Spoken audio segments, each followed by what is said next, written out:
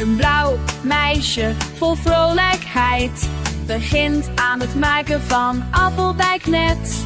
Rode appels werden gekozen, heuren verspreidden zich rondom. Suiker smolt in de pan, danste vrolijk heen en weer.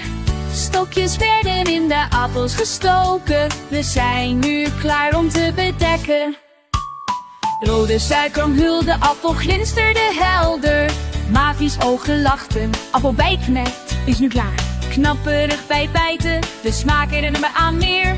Ik deelde het uit aan vrienden, we aten het allemaal met plezier. Vergeet niet te dansen, wees niet verwend bij het eten van appelbijknet.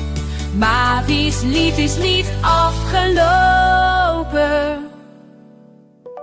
We moeten nieuwe smaken ontdekken.